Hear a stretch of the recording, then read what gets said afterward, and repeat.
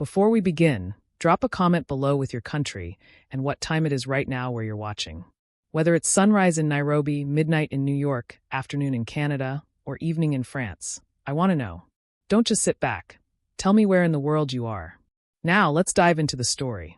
Maren's hands trembled as she wiped the mahogany desk, her reflection distorted in its polished surface.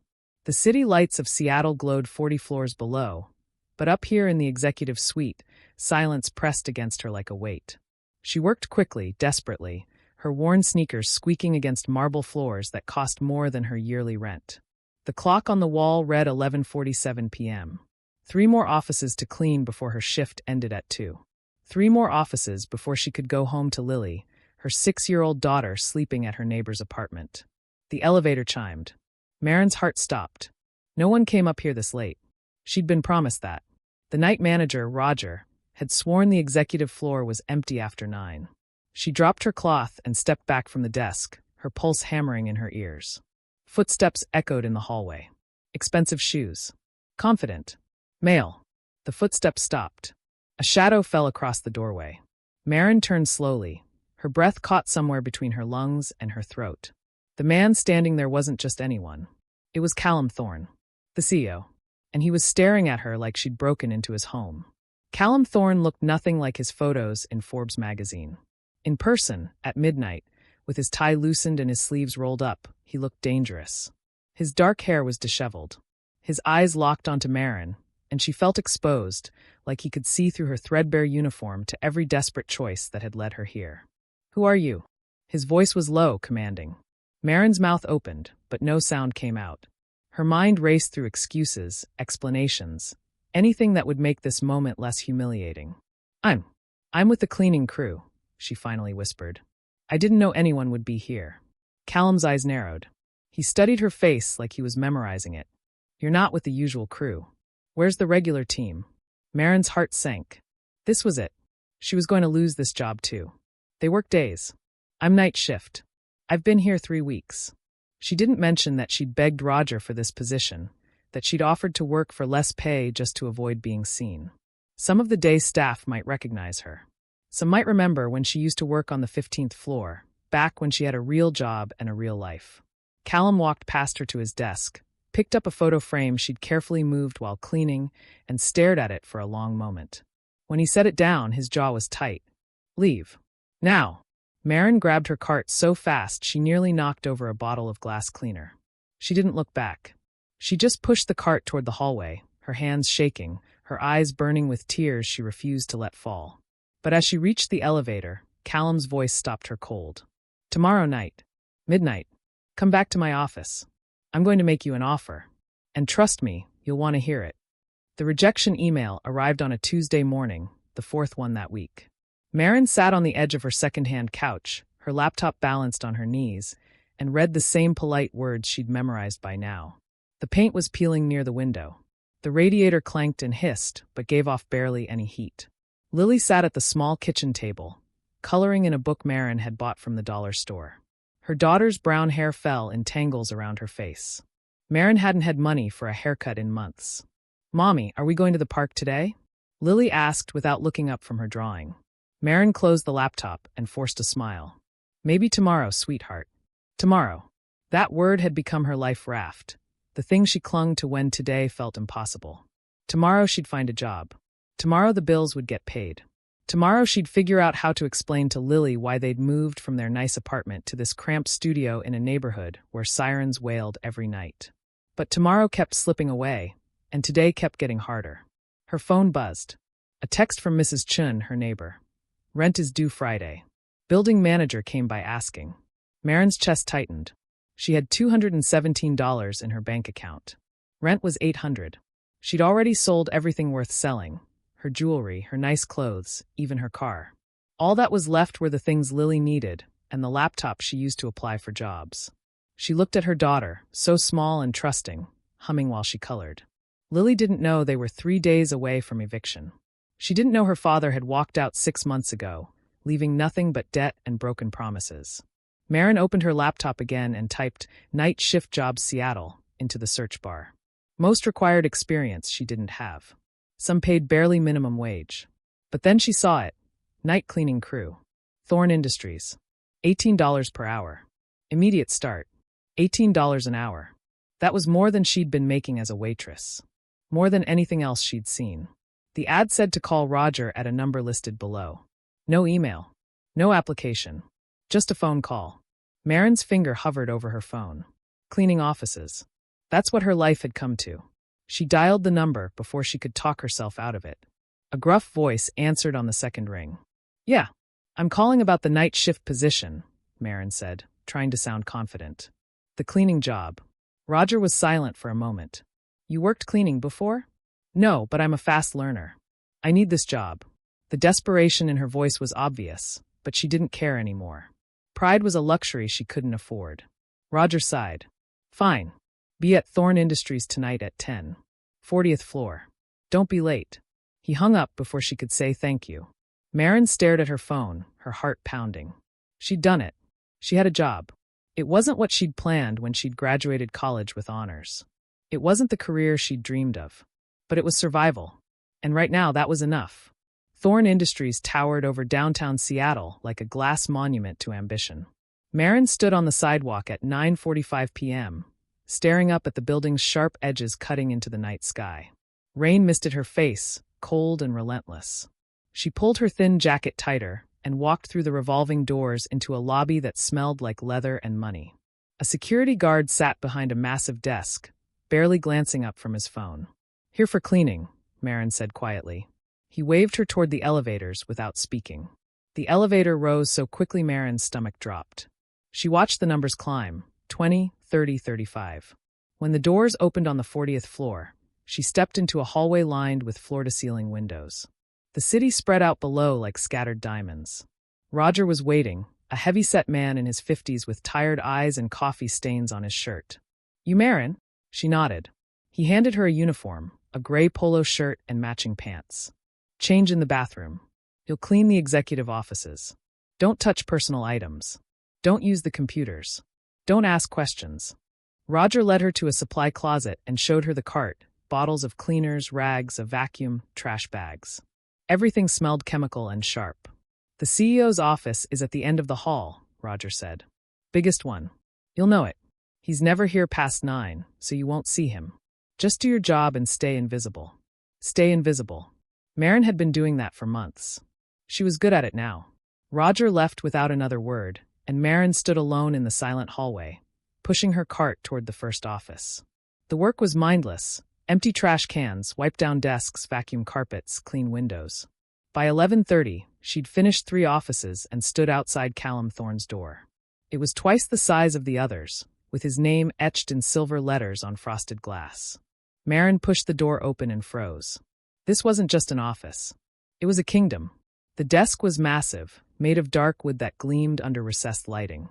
Bookshelves lined one wall, filled with leather-bound volumes. A telescope stood by the window, and on the desk, turned face down, was a silver photo frame. Maren knew she shouldn't, but curiosity pulled at her like gravity. She walked to the desk and carefully turned the frame over. A woman stared back at her. Beautiful, with blonde hair and a smile that looked like sunlight. She wore a white dress and held a bouquet of flowers. A wedding photo, maybe. Or an engagement. Maren felt a strange pang in her chest. Not jealousy, but recognition. She knew what it was like to lose someone. She set the frame down exactly as she'd found it and got to work. She cleaned the office slowly, carefully, treating everything like it was fragile. When she finished, it was 12:15 a.m. She pushed her cart into the hallway and allowed herself one moment of relief. She'd survived her first night. But as she reached the elevator, she heard something that made her blood run cold. Footsteps. Coming from Callum Thorne's office. Maren didn't sleep after that first encounter with Callum. She lay in bed staring at the ceiling, replaying his words. Tomorrow night. Midnight. I'm going to make you an offer. What kind of offer? Was he going to fire her? Report her to Roger? She'd broken no rules, but men like Callum Thorne didn't need rules to ruin someone's life. By the time her alarm went off at 7, she'd decided not to go back. She'd find another job. Something safer. Something that didn't involve mysterious billionaires making cryptic promises in the middle of the night. But when she checked her bank account that morning, reality hit her like a slap. $63. The payment from her first night hadn't processed yet, and even when it did, she'd still be $600 short of rent. Mrs. Chun had texted again. Building manager says Friday or you're out. Maren looked at Lily eating cereal at the table, her little legs swinging under the chair. They had nowhere to go. No family. No friends who could take them in. Maren had burned those bridges when she'd stayed with Lily's father too long, ignoring everyone who'd told her to leave. That night, Maren returned to Thorne Industries. She told herself she'd clean the other offices and avoid Callum's. But at 11:55 p.m., she found herself standing outside his door, her heart hammering against her ribs. The door was open. Light spilled into the hallway. Callum sat at his desk, his back to her, staring out at the city. He didn't turn around when he spoke. You came. It wasn't a question. Maren stepped inside, her hands clenched at her sides. You said you had an offer. Callum finally turned. He looked exhausted, like he hadn't slept either. Close the door. Maren hesitated, then pushed the door shut. The click echoed in the silence. Callum stood and walked to the window, his hands in his pockets. I need someone I can trust, he said quietly. Someone who won't ask questions. Someone who needs money badly enough to say yes to something unusual. Maren's stomach twisted. I'm not interested in anything illegal. Callum actually smiled at that, a brief flash of something almost human. Not illegal. Just complicated. He turned to face her fully. I need a wife. The words hung in the air like smoke. Maren stared at him, certain she'd misheard. Excuse me? Not a real wife, Callum clarified quickly. A contract. 6 months. You'll live in my penthouse, attend events with me, play the part of a devoted spouse. In return, I'll pay you $200,000. Maren's legs almost gave out. $200,000. That was more money than she'd seen in her entire life. That was Lily's future. College. Security. A life that didn't involve eviction notices and dollar store dinners. But nothing came without a cost. Why? She asked. Why would you offer that to a stranger?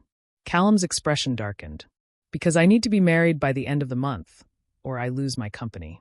And you're the only person in this building who looks like they need money more than they need answers. Callum slid a folder across his desk.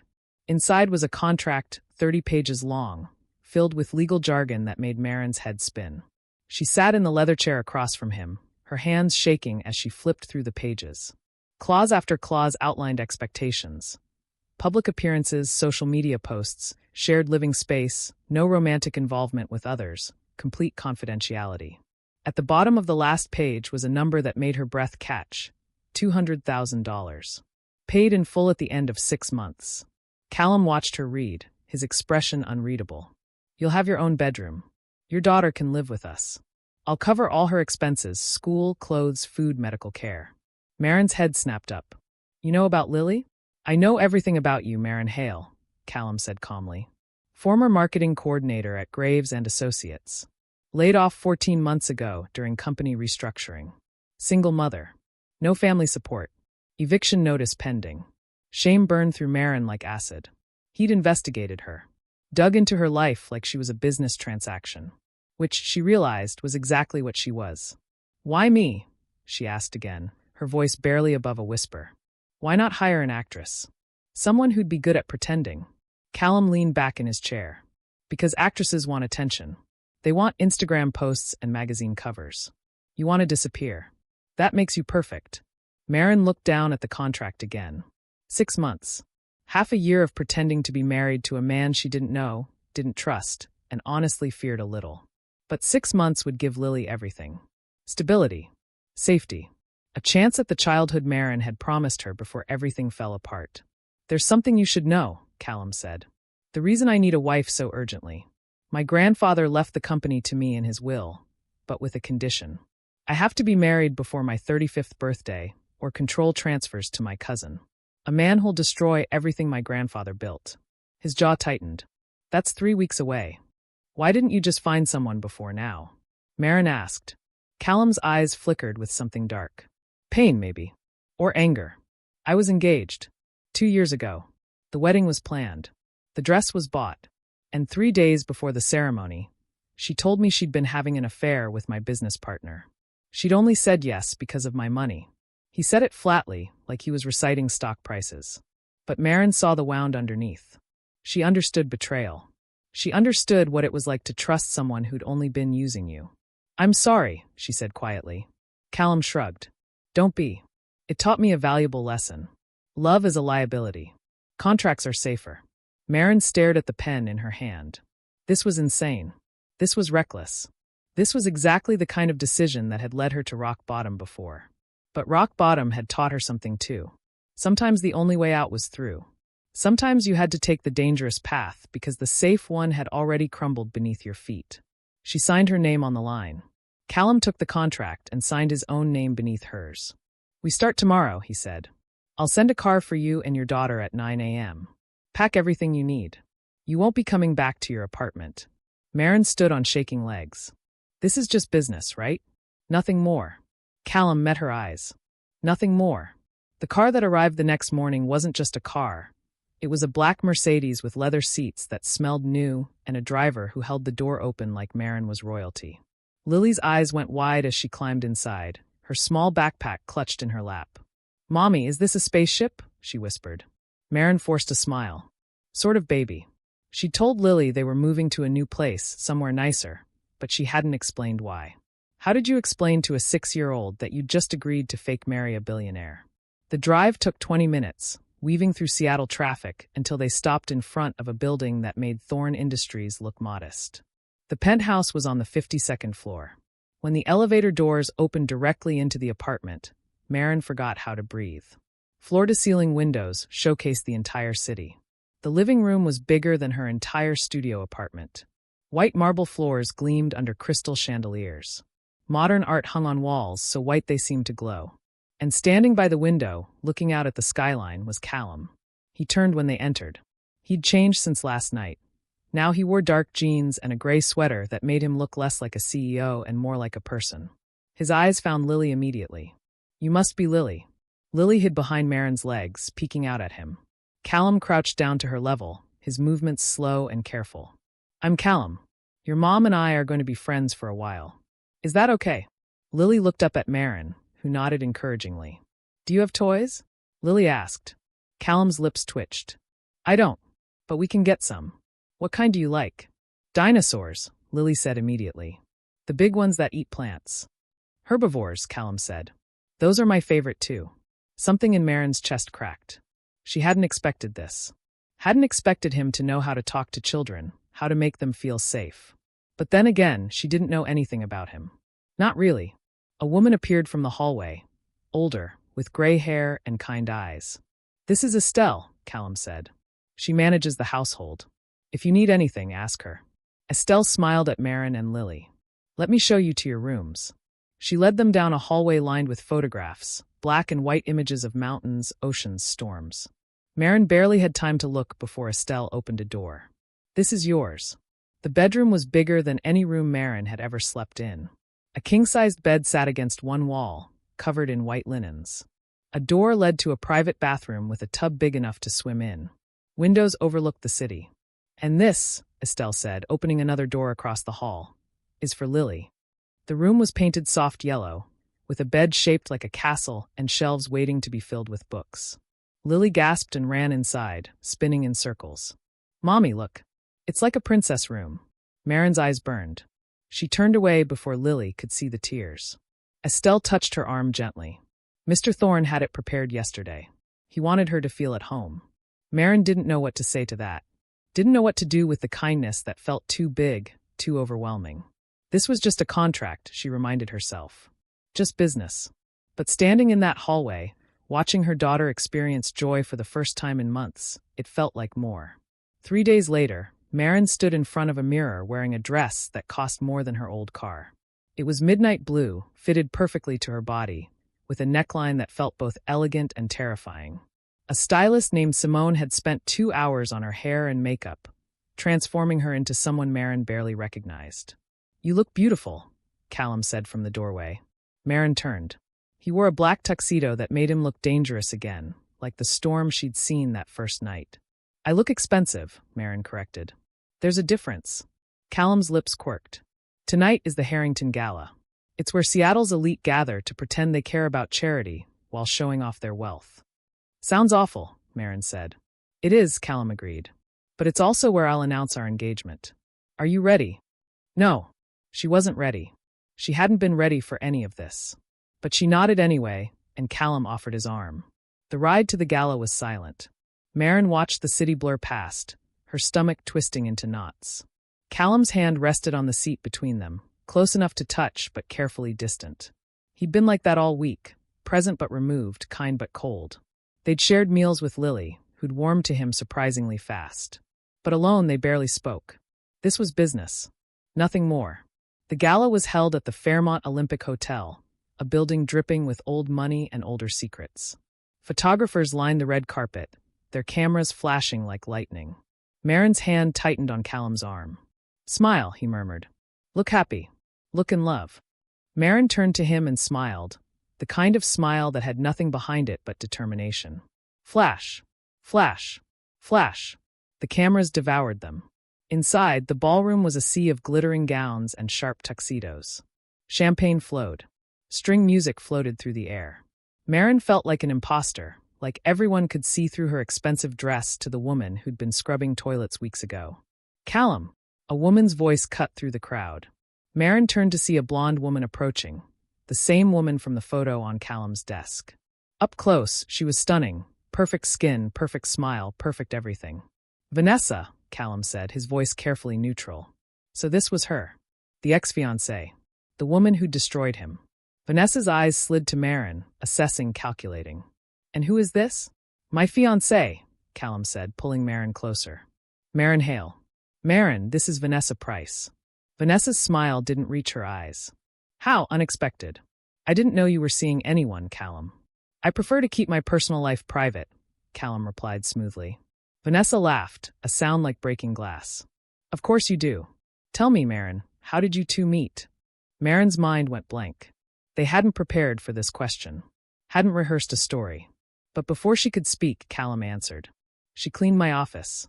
The truth. Said so casually it sounded absurd.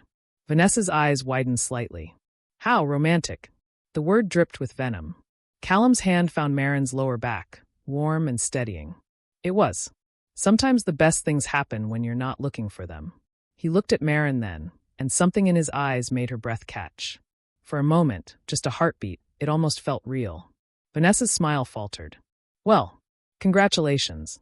She walked away, her heels clicking like gunshots. Maren exhaled. "That was the point," Callum finished.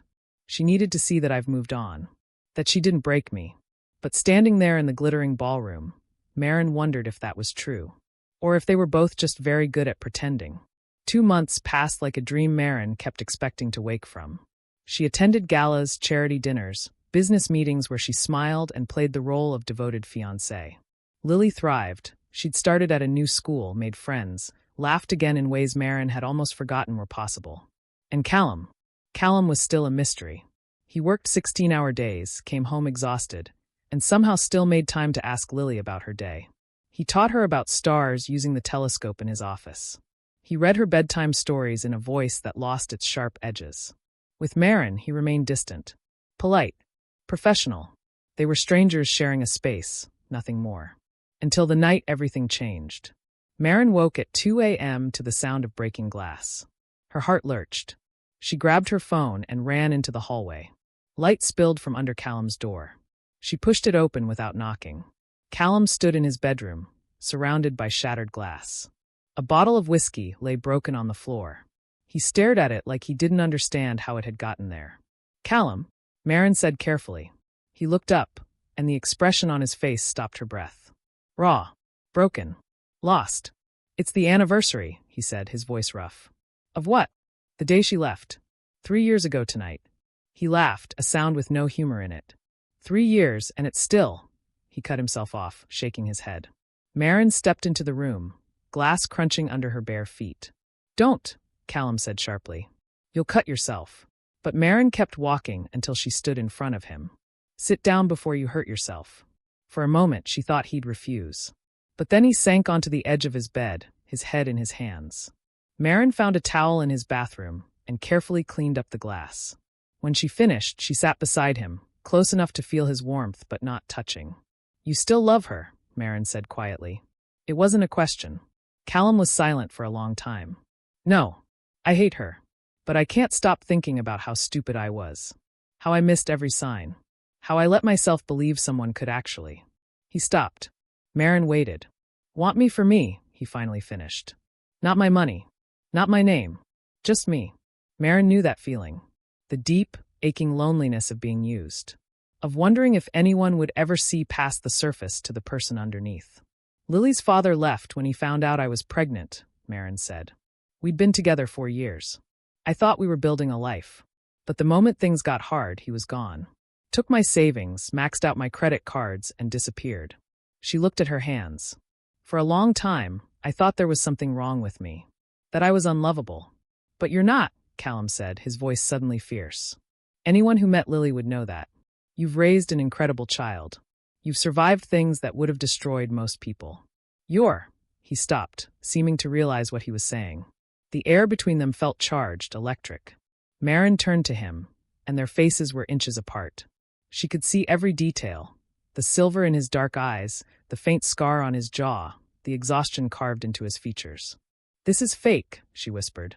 I know, Callum whispered back. But neither of them moved away. His hand came up slowly, carefully, like he was afraid she'd vanish. His fingers traced the line of her jaw. Maren's breath hitched. And then the moment shattered. Callum stood abruptly, putting distance between them. You should go. I'm sorry I woke you. Maren stood too, her heart hammering. Callum, please, he said, not looking at her. Just go. So she did. But as she lay in her bed, staring at the ceiling, she knew something had shifted. Something dangerous. Something real. The morning of Callum's 35th birthday arrived like a storm. Maren woke to shouting. She ran into the living room to find Callum facing a man who looked like a cruel version of him. Same height, same build, but with a coldness in his eyes that made Maren's skin crawl. You can't be serious, the man was saying. You actually married her? This nobody. Watch yourself, Derek, Callum said, his voice deadly quiet. Derek, Callum's cousin, laughed. This is pathetic. Even for you. Did you really think grandfather's lawyers wouldn't investigate? Did you think they wouldn't discover your little arrangement? Maren's blood went cold. Derek pulled out a folder and tossed it on the coffee table. It's all here. The contract. The payment agreement. The fact that you've been sleeping in separate rooms. Get out, Callum said. Not yet, Derek said, his smile widening. I've already filed a challenge with the board. Your marriage is a fraud, which means the company transfers to me. Today. Callum's hands clenched into fists. You have no proof that would hold up in court. Don't I? Derek pulled out his phone and played a video. It was Maren, weeks ago, talking to Estelle in the kitchen. The audio was clear. It's just a contract. 6 months and I'm done. The blood drained from Maren's face. Derek had been spying on them, recording them, building a case to destroy everything. This marriage is legal and binding, Callum said, but his voice had lost its certainty. Derek leaned in close. The lawyers meet in 3 hours to make their decision. I'll see you at the office. Or should I say my office? When Derek left, the silence was suffocating. Callum turned to Maren, and the look on his face made her want to cry. I'm sorry, she whispered. This is my fault. I should have been more careful. It's not your fault, Callum said, but his voice was hollow. He would have found something. He always does. He walked to the window, staring out at the city he was about to lose. Maren's mind raced. There had to be a way to fix this. Something they'd missed. And then it hit her. The contract had a loophole. She'd read it 100 times, memorizing every clause. Callum, she said, her voice steady now. The marriage has to be real. That's what the will specifies, right? Yes. But Derek's proven it's not. What if we make it real? Maren interrupted. Callum turned, confusion in his eyes. What? The contract ends in 4 more months. But nothing says we can't make it legitimate before then. Maren's heart pounded. If we can prove the marriage is real, emotionally, legally, in every way, Derek's evidence becomes meaningless. Callum stared at her. You'd do that? Risk everything for a company that's not even yours. I'd do it for you, Maren said, and realized she meant it. Somewhere between the galas and the broken glass and the moments watching him read to Lily, she'd stopped pretending. Somewhere along the way, this had become real. Callum crossed the room in 3 strides. If we do this, there's no going back. This won't be a contract anymore. I know, Maren said. Then let's go, Callum said, grabbing his keys. The lawyers meet in 3 hours. That gives us just enough time. Time for what? To get married. For real this time. They were at the courthouse in 15 minutes. The ceremony took 5. A judge pronounced them husband and wife with all the emotion of someone reading a grocery list. But when Callum kissed her, a soft, brief press of lips that tasted like coffee and desperation, Maren felt the world tilt. They made it to the lawyer's office with minutes to spare. Derek was already there, smug and confident. But when Callum produced the marriage certificate, stamped and signed, Derek's face went pale. "This doesn't prove anything," Derek snarled. Callum smiled. "Doesn't it? We were already married under contract. Today we made it legal in every sense. The will's conditions are met." The lead attorney reviewed the documents and nodded. "The marriage is legitimate. The company remains with Callum Thorne." Derek's fury was palpable. He lunged across the table, but security stopped him. "This isn't over," he hissed as they dragged him out. "You haven't won." But he had. They had. In the elevator afterward, Callum leaned against the wall and laughed. A real laugh, full of relief and disbelief. "I can't believe that worked." Maren laughed too, the adrenaline still coursing through her veins. "We're actually married now. For real." "For real," Callum echoed. Their eyes met. The laughter faded. And suddenly the elevator felt very small. The doors opened, but neither of them moved. "Maren," Callum said quietly, "I need to tell you something." They drove to Carey Park, a small lookout point where the entire city spread below like a painting. The sun was setting, turning the sky orange and pink. Maren stood at the railing, her hands gripping the cold metal. Callum stood beside her, silent.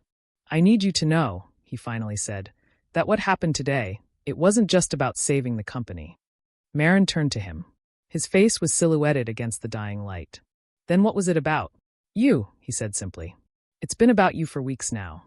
Maybe from that first night when I found you in my office, looking terrified and brave and so damn determined to be invisible." Maren's breath caught. "Callum, let me finish," he said. "I've spent 3 years convinced that love was a weakness. That trusting someone was the same as giving them power to destroy you. And then you walked into my life with your daughter and your quiet strength and your refusal to be anything other than exactly who you are." He turned to face her fully. "You made me remember what it feels like to want something more than success. To care about someone more than winning. And that terrifies me. But not as much as the thought of losing you terrifies me." Maren's eyes filled with tears. "This started as a contract." "I know," Callum said. "It started as a lie. But somewhere along the way, it became the most honest thing in my life." He reached for her hand. "I'm not asking you to love me. I know that's not fair. But I'm asking for a chance. A real chance. Not 6 months. Not a contract. Just us. Building something true." Maren looked at their joined hands. She thought about the woman she'd been 2 months ago, desperate, broken, invisible. And she thought about who she was now, standing on a hill overlooking a city that no longer felt hostile, holding the hand of a man who'd seen her at her lowest and chosen her anyway. "I already love you," she whispered. "I've been trying not to. Trying to keep it professional. But I can't stop." Callum's eyes widened. I love you," Maren said again, louder this time. "I love the way you read to Lily. I love how you pretend to be cold when you're actually the kindest person I've ever met. I love that you're broken and real and trying so hard to be better." She stepped closer. "And I'm terrified too, because everyone I've ever loved has left. But I'd rather risk my heart with you than protect it from you." Callum kissed her then, not the brief, formal kiss from the courthouse, but something deep and desperate and full of everything they'd been holding back. When they finally pulled apart, both breathing hard, he rested his forehead against hers. "I love you too. God help me, I do." They stayed at the park until the stars came out. When they finally drove home, Lily was waiting with Estelle, bouncing with excitement. "Estelle said you got married again. Can I see pictures?" Maren laughed. "There weren't any pictures, sweetheart. It was a very quick ceremony. Then we need a real wedding," Lily declared. "With a cake and flowers and everything." Callum crouched down. "Would you like that? A big wedding where everyone celebrates." Lily nodded enthusiastically. "Can I wear a princess dress?" "You can wear whatever you want," Callum promised. He looked up at Maren. "What do you think? Should we do this properly?" Maren smiled through fresh tears. "I think we should." 6 months later, Maren stood in a garden overlooking Puget Sound, wearing a dress that made her feel like starlight. Lily stood beside her in a princess dress, holding a basket of flower petals. And at the end of the aisle, looking at Maren like she'd hung the moon, was Callum. This time there were pictures. This time there were vows they'd written themselves, promises about choosing each other every day, about building something real from broken pieces. This time, when Callum kissed his bride, it wasn't for show. It was forever. Later, at the reception, Maren found him standing alone on the terrace. "Regretting marrying me a third time?" she teased. Callum pulled her close. Not even a little. The city glowed below them, the same view from that first night when their lives had collided. But everything was different now. Everything was real. "Thank you," Callum said quietly, "for taking a chance on me." Maren kissed him softly. "Thank you for seeing me when I thought I was invisible." They danced under the stars, a CEO and a woman who'd once cleaned his office, now bound by something far stronger than any contract. Love. Real, messy, beautiful love. And somewhere in the crowd, Lily laughed, safe and happy, watching her mother finally find her fairy tale ending. Not because a prince saved her, but because two broken people chose to heal together.